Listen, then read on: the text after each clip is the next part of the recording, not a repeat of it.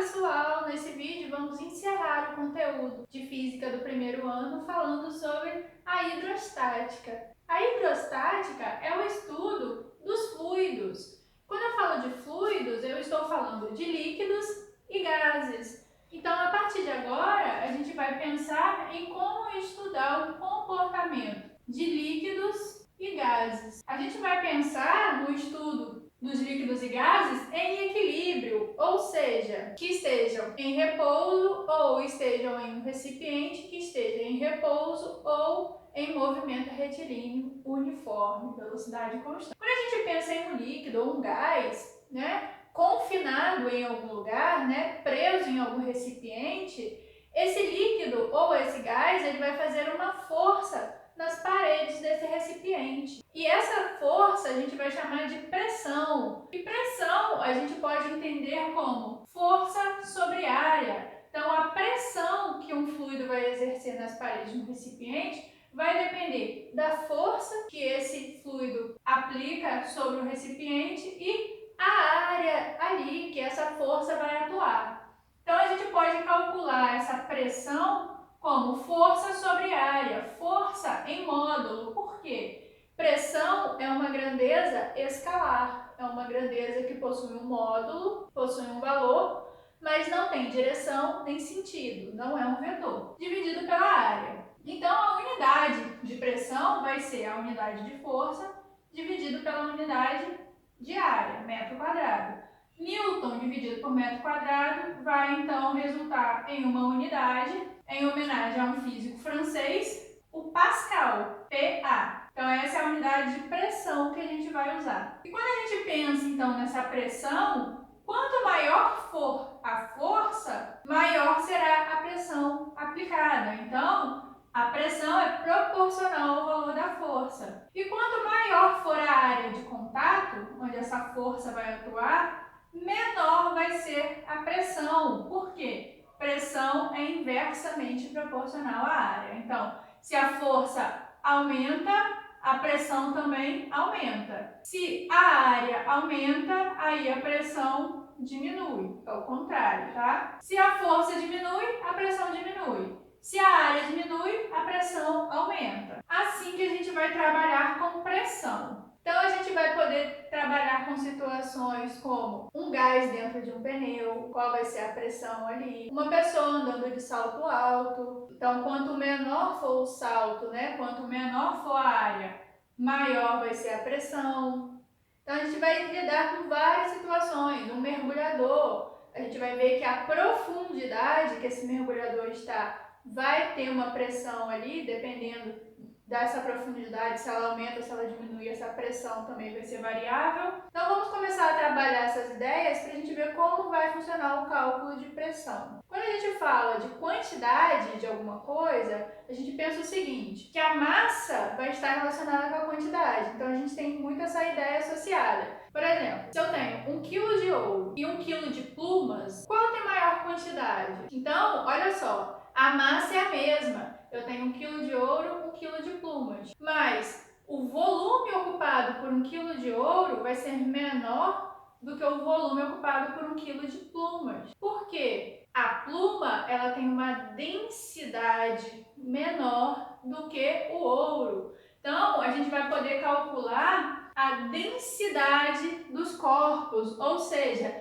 a relação entre a massa de um corpo e o volume ocupado por ele. A gente também vai poder chamar essa densidade de massa específica. Então, a densidade de um corpo ele vai ser a relação entre a massa dividido pelo volume ocupado. Qual vai ser a unidade dessa grandeza? A unidade de massa, se a gente usa o grama, e para volume o centímetro, vai ser grama dividido por centímetro cúbico, unidade de volume. Agora, se eu quiser passar essas unidades para o sistema internacional, quilograma por metro cúbico, qual vai ser a relação? 1 grama é igual a 10 a menos 3 quilogramas.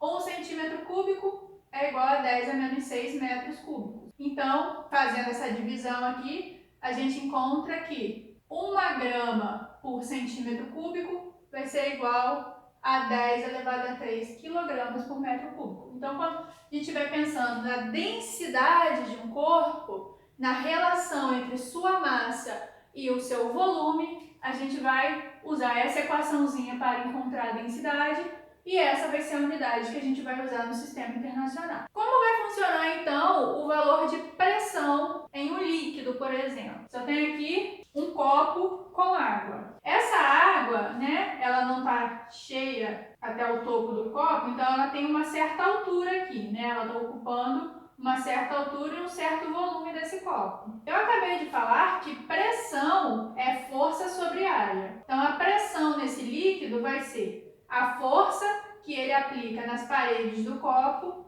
dividido pela área aqui do fundo desse copo. Qual é a força que essa água vai fazer no fundo desse copo? É a força peso, né? Tá fazendo uma força para baixo, que é a força peso. Então, nesse caso, a pressão nesse líquido seria o peso sobre a área do copo.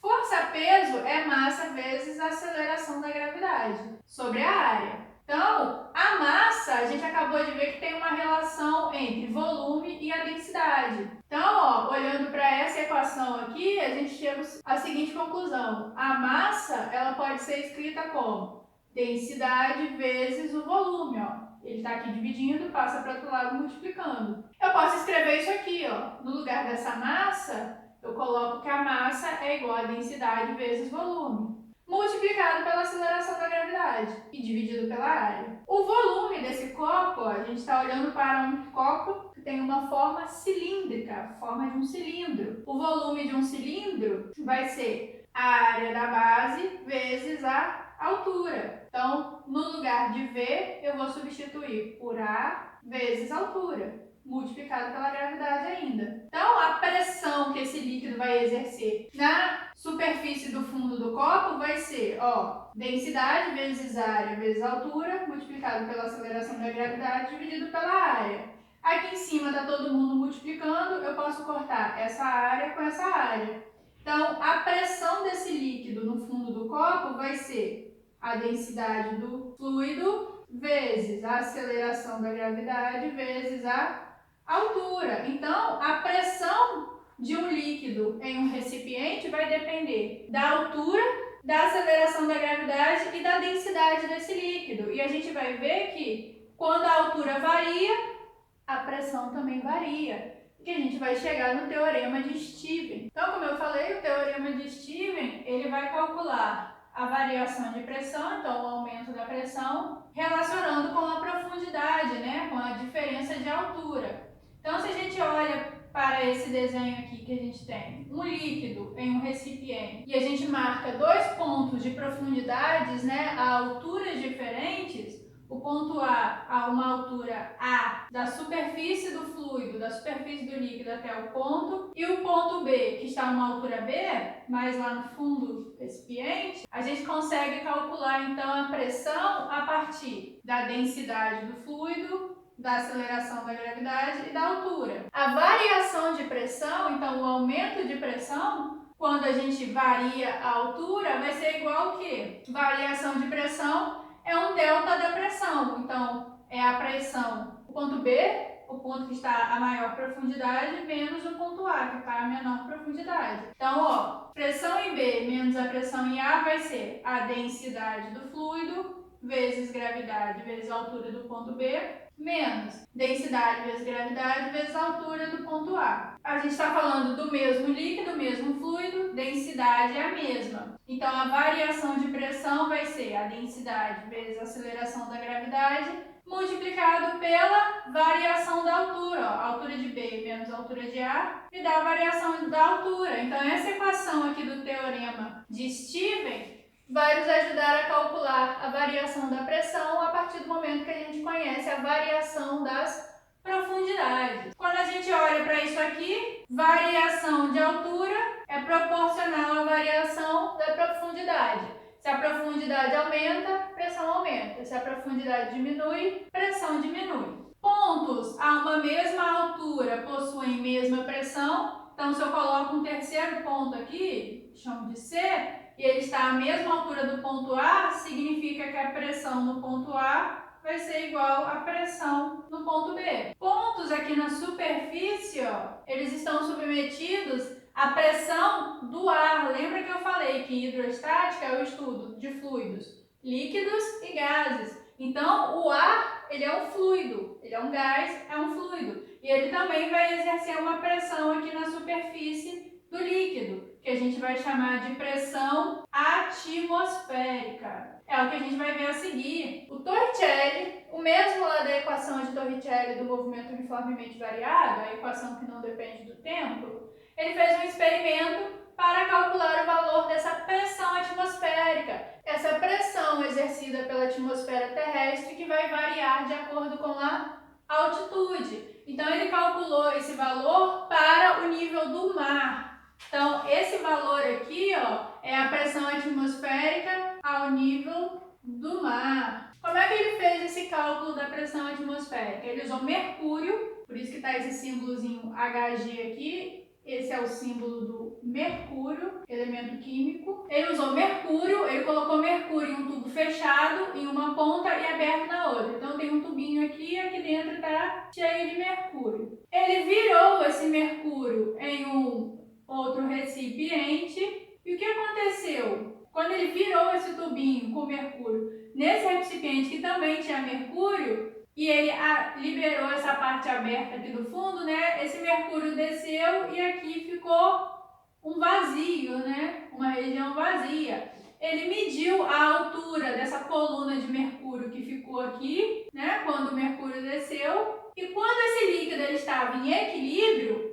com o exterior, né? Ele mediu a pressão no ponto A, né? A mesma altura desse ponto B aqui. Lembra que pressões em pontos que estão à mesma altura são iguais. Quando ele calculou a pressão no ponto A e igualou com a pressão no ponto B à mesma altura, ele conseguiu então essa pressão atmosférica aqui, ó, a pressão da coluna de ar sobre o líquido do mercúrio. E ele encontrou esse valor aqui, ó, que a pressão atmosférica ao nível do mar é de 1 atm, 1 atmosferas, ou 76 centímetros de mercúrio. Por quê? Ele usou o mercúrio para encontrar essa relação. Então, existe também essa unidade aqui, centímetros de mercúrio. É graças a essa pressão atmosférica, por exemplo, que a gente consegue usar um canudinho para beber uma bebida. Quando a gente suga o ar que está dentro do canudinho, o que acontece? Vai acontecer uma diferença de pressão, e essa diferença de pressão ali dentro do canudinho é que vai fazer com que o líquido ele suba pelo canudinho e a gente consegue tomar o líquido. E aí, a partir desse teorema de Stevens, a gente chega aos vasos comunicantes. Vasos com formas diferentes, mas que têm uma ligação no seu fundo. Esses vasos comunicantes, eles têm formas diferentes, mas eles estão ligados em sua base. Quando a gente coloca um líquido ali, eles vão atingir o equilíbrio a uma mesma altura. Se a gente coloca líquidos diferentes, né, fluidos com densidades diferentes, como é o caso desse desenho, a gente vai conseguir calcular a pressão usando essa ideia de que pontos à mesma altura possuem a mesma pressão. Então, nesse caso aqui, a gente tem um tubo em formato de U, com um líquido rosa, um líquido verde. Então, um líquido com densidade A, por exemplo, um líquido com densidade B. Se a gente marca dois pontos, ó, ponto 1 e o ponto 2, a uma mesma altura, a gente consegue calcular a pressão desses líquidos diferentes, de densidades diferentes, ó. A pressão nesse ponto 1 aqui, ó, vai ser igual à pressão no ponto 2, é isso aqui. No ponto 1, o que a gente vai ter? Ó, o ar, aqui essa parte está cheia de ar, está fazendo uma pressão atmosférica sobre esse líquido 1, sobre esse líquido rosa, mais a pressão dessa coluna de líquido aqui, ó, que está a uma profundidade HA, a uma altura A. Então, eu vou ter a soma da pressão atmosférica mais a pressão desse líquido. Densidade do líquido vezes a aceleração da gravidade vezes essa altura A. No líquido verde, ó, a mesma coisa. Aqui está cheio de ar, eu também tenho uma pressão atmosférica aqui, mais a pressão exercida por esse líquido, ó, que está a uma altura B. Pressão atmosférica mais densidade do líquido B vezes a aceleração da gravidade vezes essa altura B. Quando a gente olha para essa equação, ó, pressão atmosférica é igual, então eu posso cortar, está somando, ó, aqui está multiplicando, a aceleração da gravidade é igual, sobra que a densidade do líquido A vai ser igual à altura desse líquido, igual à densidade do líquido B vezes a altura que esse ponto está, que a gente está querendo calcular a pressão. Então, a gente consegue relacionar densidade e altura quando a gente utiliza a ideia do princípio de Steven, que pontos a uma mesma altura possuem a mesma pressão, com essa ideia de vasos comunicantes, vasos que possuem formatos diferentes, mas têm uma ligação entre eles. E vocês podem usar essas ideias que a gente viu nesse vídeo sobre cálculo de pressão, teorema de Steven, que relaciona pressão com profundidade e vasos comunicantes, para estudar então fluidos.